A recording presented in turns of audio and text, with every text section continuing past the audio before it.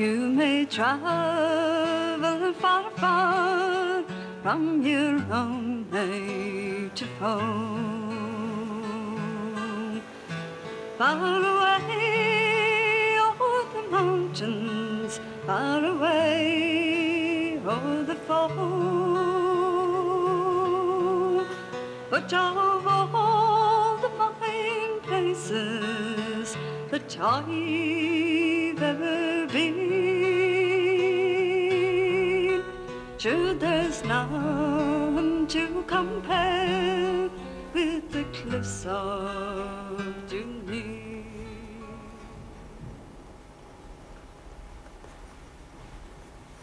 Je suis né dans une région qu'on appellerait en Irlande montagneuse, mais évidemment nos montagnes ne sont que des collines du point de vue français. Les bonnes terres, c'est-à-dire les vallées des fleuves, n'est-ce pas, et les plaines ont été, comme on dit, plantées par des immigrés en provenance de l'Écosse et de l'Angleterre du Nord, tous réformés. Et les catholiques, les autochtones ou les indigènes ont été chassés, déplacés enfin vers les marais et les montagnes. Plus, n'est-ce pas, plus on est haut dans les collines et plus on est catholique en quelque sorte. Vous devez voir un peuple qui est le produit d'un long processus de, comment dirais-je, d'attrition ou d'érosion, si je puis dire, depuis l'invasion anglaise du XVIe siècle. Parce que progressivement, on a perdu son statut politique, la possession de la terre, tout ce qui va avec les institutions de la société. On n'avait ni école, ni église publique, ni aucun moyen de transmettre la culture autochtone, traditionnelle. Et en fin de compte, au XIXe siècle, on a eu l'immense tragédie de la famine qui a réduit la population de moitié. Alors ça, c'est une chose qui est restée jusqu'à nos jours une blessure profonde et on ne s'en est jamais remis. Deuxième blessure, c'est que presque contemporainement, on a changé de langue. La langue traditionnelle qui avait été l'expression du pays depuis 2000 ans a brusquement changé. Les gens ont très délibérément cessé de parler gaélique à leurs enfants dans une seule génération. On a eu donc une espèce de trou culturel où s'est engouffré tout le patrimoine, ou à peu près, du passé, religieux, littéraire, parce que souvenez-vous, sans système d'enseignement public, toute la transmission de notre littérature s'accomplissait par des voies orales. Alors tout cela est disparu pendant le XIXe siècle.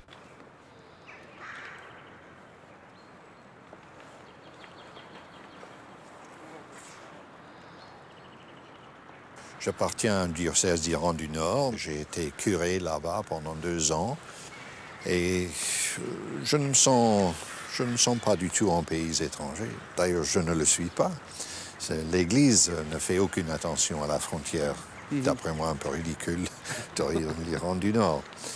Mais d'ailleurs, aucune Église, ni catholique, ni protestante, ne se sont divisées en deux par la frontière politique. Toute l'île est gérée, n'est-ce pas, comme une unité.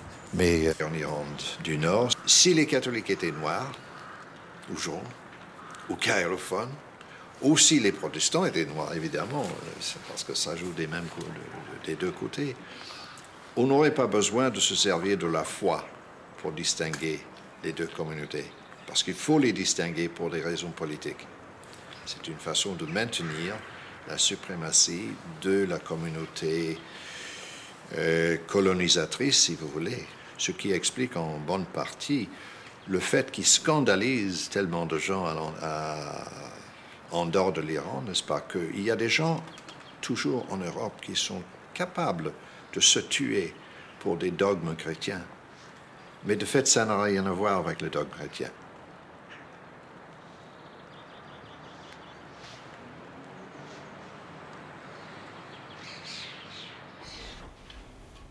Est-ce que vous avez rencontré des personnes qui ont vécu les événements du lundi de Pâques 1916 à Dublin?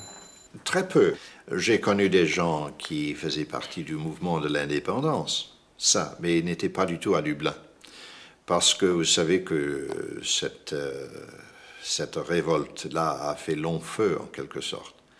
Ça a été remis et la révolte généralisée du pays n'a jamais eu lieu. C'était seulement à Dublin que ça s'est produit. Donc il y avait très peu de gens qui étaient à Dublin. Mais il y avait pas mal de gens qui étaient dans l'IRA de cette époque-là et dont les disciples, si vous voulez, on les connaissait très bien. Beaucoup de mes camarades de classe, par exemple, sont entrés dans les rangs de l'IRA pour des raisons politiques, nationalistes, etc., et qui se sont retrouvés internés, comme on dit en anglais, en prison, sans procès d'ailleurs. On les prenait comme cela sur le mot des indicateurs et on les installait dans la prison à Belfast.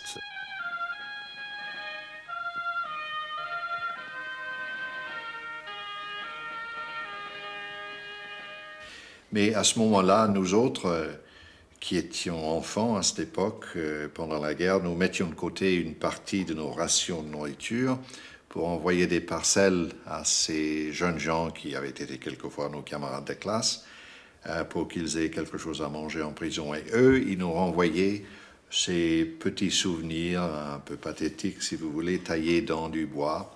Voici une croix celte, n'est-ce pas, sur le modèle de ce que nous appelons les hautes croix des vieux monastères.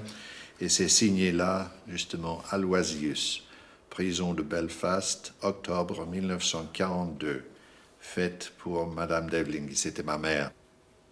Mais c'est ce qui crée ce sentiment de solidarité entre même l'IRA actuelle et la population catholique, qu'il ne faut pas négliger, et qui explique par exemple, vous verrez si vous connaissez la conjoncture en Iran du Nord, des politiciens, surtout protestants, qui condamnent le clergé catholique parce que, disent-ils, le clergé catholique n'excommunie pas l'IRA, etc.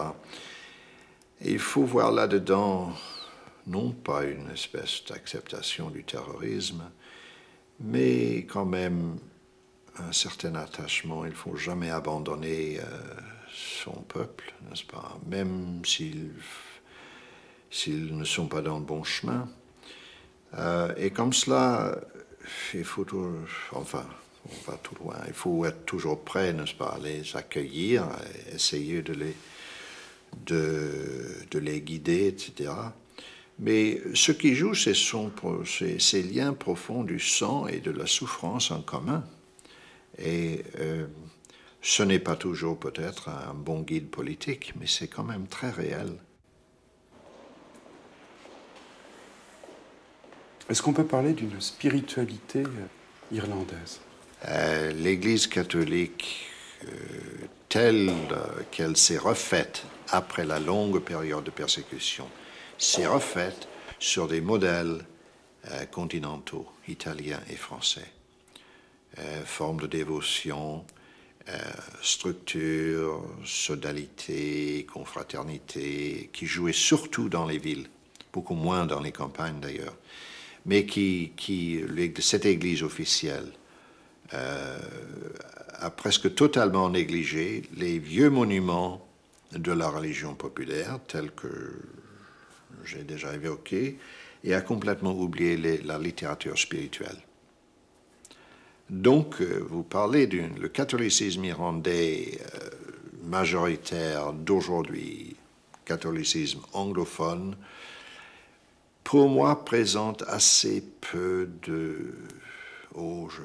je dis maintenant une hérésie, assez peu de force profonde. La principale caractéristique de la République d'Irlande est le fait que les catholiques représentent 95% de la population. Le taux de pratique y est encore l'un des plus élevés d'Europe. Traditionnellement, la foi catholique était un signe d'identité, seul pays catholique dans un monde anglophone. Mais du fait de l'appartenance de l'Irlande à l'Europe, le lien privilégié entre nationalisme et catholicisme s'affaiblit. La pratique tend à baisser, tout comme les vocations. L'Église s'interroge. La question pour l'Église est de comment évoluer d'une situation d'influence basée sur le contrôle vers une situation d'influence sans avoir le contrôle. Pour l'Église et la nation, le grand enjeu est de savoir comment évoluer d'une société fermée, conservatrice, traditionnelle, rurale, catholique, vers une société plus ouverte, pluraliste, libérale. Ce processus a lieu en Irlande en peu d'années. Inévitablement, cette situation amène des conflits entre le vieux et le neuf, le libéral et le traditionnel, le progressisme et le conservatisme, et cela s'est concentré sur des questions spécifiques, aujourd'hui l'avortement, la contraception, le divorce, demain le contrôle de l'éducation, et en général sur l'influence que l'Église devrait avoir sur la société irlandaise.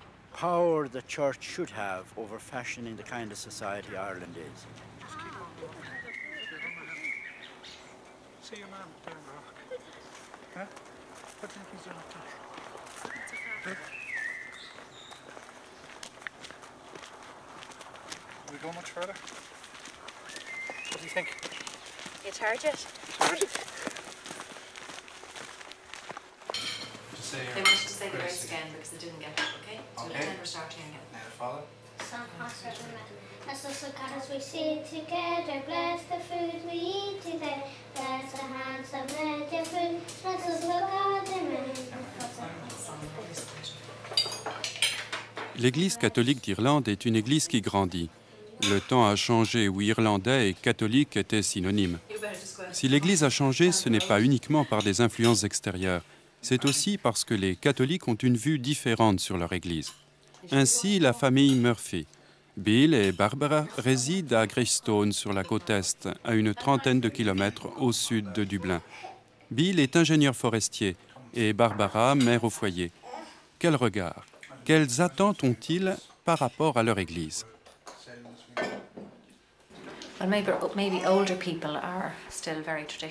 Les vieilles personnes sont encore très traditionnalistes. Les plus jeunes ne sont sûrement pas aussi intéressés par les pèlerinages comme il y a quelques années, mais certains y vont encore. Les jeunes pratiquants sont plus impliqués dans leur religion.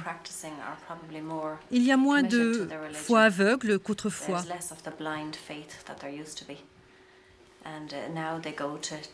À présent, ils vont à l'église ou au pèlerinage parce qu'ils le souhaitent, non parce que leurs parents ou leurs voisins s'attendent à ce qu'ils y aillent.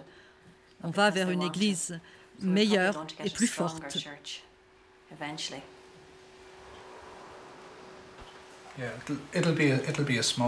Ce sera une église plus petite, mais plus forte, car les pressions sociales... Par exemple, cette semaine, l'armée a décidé que les soldats n'étaient plus obligés d'aller aux processions religieuses. L'État insistait pour que les soldats aillent à la messe. L'Irlande change. Et l'affaire de l'évêque de Galway, Monseigneur Casey, tend à changer l'opinion des gens. C'était très surprenant, le sentiment des vieilles personnes vis-à-vis de cette vieille histoire. Certains étaient très déçus et profondément choqués.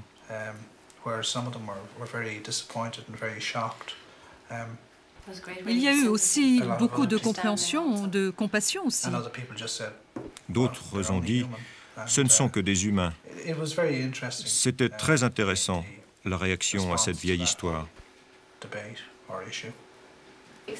Et personnellement, qu'attendez-vous de l'Église? Je pense que nous aimerions voir un plus grand sens de la communauté. La plupart des gens sont catholiques, même s'ils ne sont pas pratiquants. il n'y a pas le même sens de la communauté comme en Grande-Bretagne ou chez les protestants en général ici. La plupart des gens se connaissent. On aimerait voir un plus grand sens de la communauté. Je pense que j'attends d'elle qu'elle nous aide à élever nos enfants dans la foi. Dans le passé, l'Église catholique n'a pas été aussi bonne que l'Église protestante dans l'aide aux parents pour l'éducation religieuse, dans l'Église elle-même. Dans l'Église protestante, les jeunes enfants sortent, ils ont des crèches, des écoles du dimanche, où ils ont des cours de religion.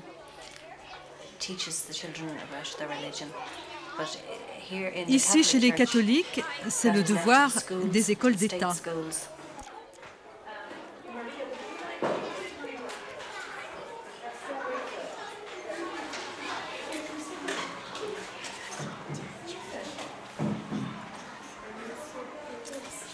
In the name of the Father, and of the Son, and of the Holy Spirit, amen. Father in heaven, you love me. Thank you, God, for me. Thank you, God, for my hands and my feet and my eyes and my ears and my voice. And thank you, God, for the love we get. Toute l'éducation religieuse est donnée pour le moment par l'école, mais dans l'avenir, la paroisse et le foyer familial auront à jouer un plus grand rôle car il y a moins de pratiquants catholiques. Les pressions sociales sur la pratique religieuse iront en s'atténuant. Il y aura peut-être moins de catholiques, mais plus forts, ce qui devrait aller dans le bon sens. Nos enfants ont besoin d'une formation religieuse qui leur soit donnée autant par les paroisses et la famille que par l'école.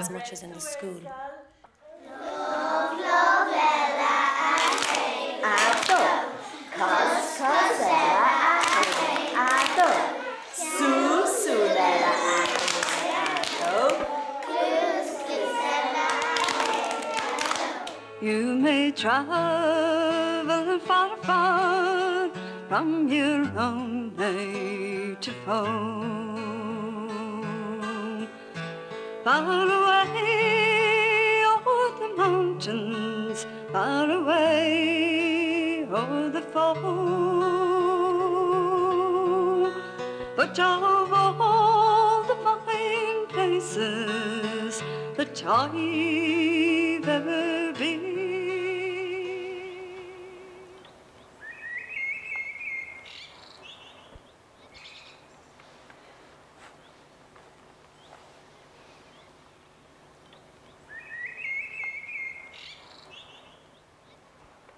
Lorsque vous êtes dans un lieu comme celui-ci, qu'est-ce que ça vous évoque? Surtout l'immense tragédie de notre histoire, ce qui a été l'un des plus grands monastères du pays, centre de rayonnement culturel, centre qui a produit les grands monuments de notre littérature moyenâgeuse et de notre métallurgie chrétienne. Ça a été détruit au moment de la Réforme et qui est resté en ruine depuis. Mais à chaque moment ici, on voit des églises, des monuments qui nous rappellent de très grandes figures de notre passé. Et évidemment, pour moi, c'est surtout un sentiment de tristesse que cela m'inspire. Évidemment, il y a aussi, on pense aux gloires de ce que l'on appelle ici notre âge d'or, n'est-ce pas, du 7e, 8e siècle. Mais c'est déjà un souvenir assez lointain. Et pour bien des Irlandais qui sont désormais des anglophones, les 9/10 de la population, c'est quand même quelque chose d'assez éloigné. Et quelque chose qu'on trouve dans les livres d'histoire. Tandis que pour moi, pour les autres gaélophones, c'est pas du tout ça.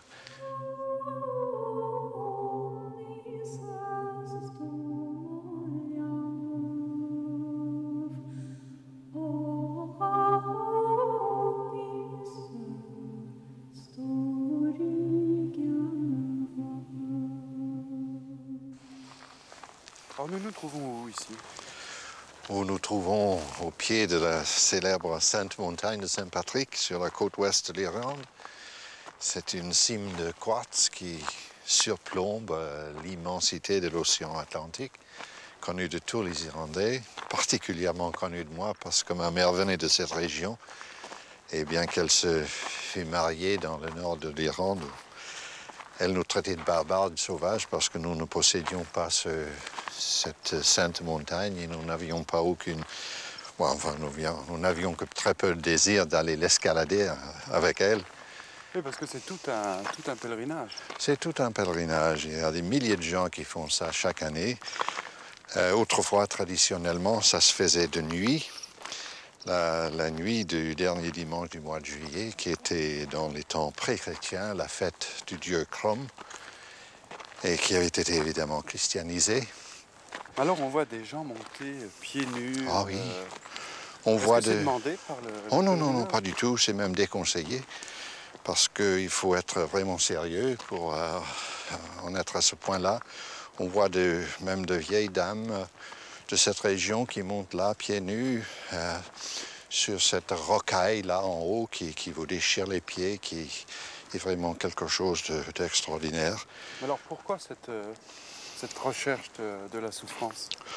Bien, pour plusieurs raisons. La souffrance, d'un point de vue irlandais, fait partie du monde. Il n'y a pas moyen d'y échapper. Donc il faut en faire quelque chose de positif. Et on se rend compte par l'expérience de la vie que la souffrance a une valeur purificatrice.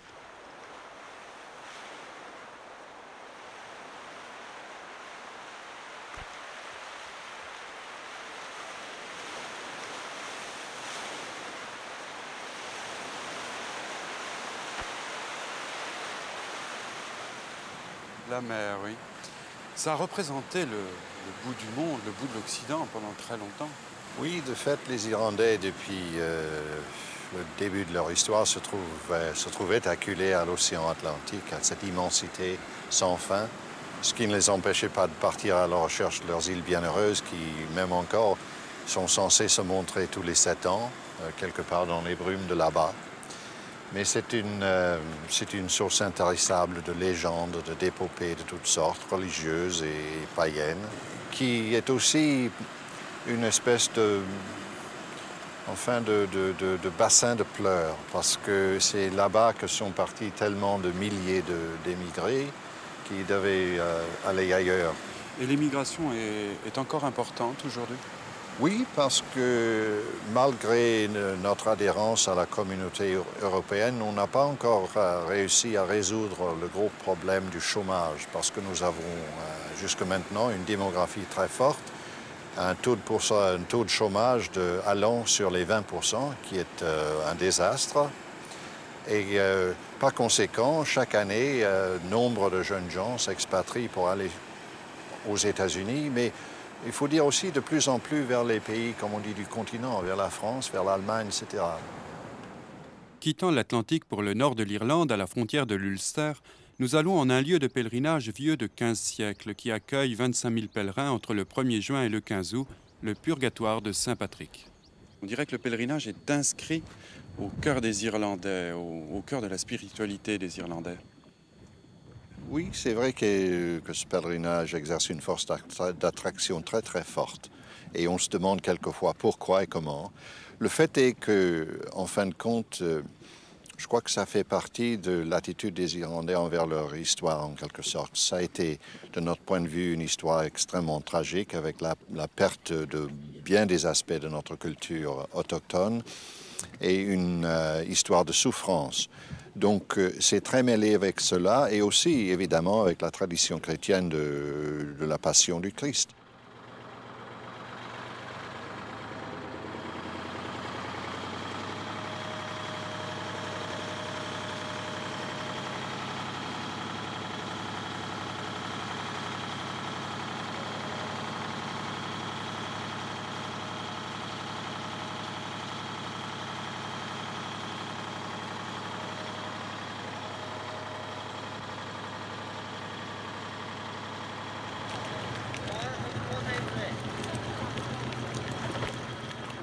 Alors ce pèlerinage du Lough du purgatoire de Saint-Patrick, vous l'avez fait?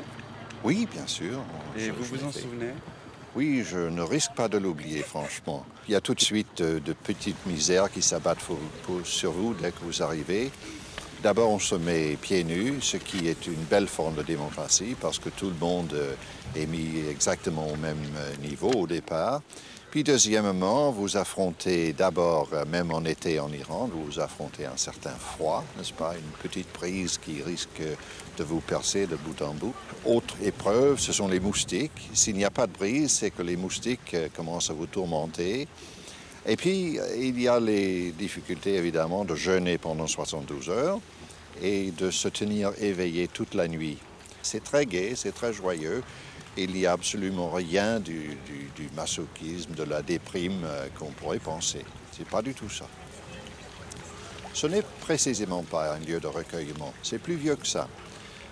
C'est d'abord un exercice collectif. Tout le monde y participe. Les prières donnent à quelqu'un qui le voit pour la première fois une impression d'être des prières quasiment mécaniques. Ce sont plutôt des mantras que des prières très recueillies. Et il y a un certain nombre de gestes qu'on accomplit, de gestes symboliques comme celle de ce que nous appelons la Krushvigil, c'est-à-dire d'étendre les bras devant la croix pour renoncer Satan, toutes ses œuvres et toutes ses pompes, etc., dans la bonne tradition chrétienne. Et tout cela, c'est d'autant plus remarquable que ça se fait parmi un peuple qui déteste les gestes dramatiques de la religion. Ils ont vécu pendant tant de générations une religion clandestine et cachée que, par exemple, la liturgie, la religion très formalisée, n'entrent pas tellement dans leurs mœurs.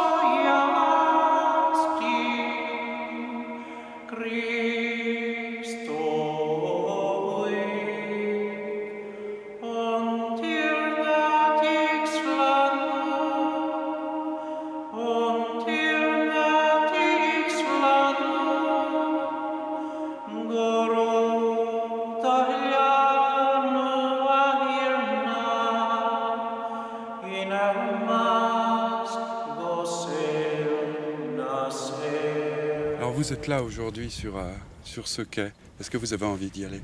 Oui, franchement, oui. Actuellement, je ne peux pas faire le pèlerinage cette fin de semaine, mais j'aimerais bien ôter mes souliers, entrer dans le bateau là à côté et affronter cela, encore une fois, avant d'affronter Saint-Patrick pour de bon.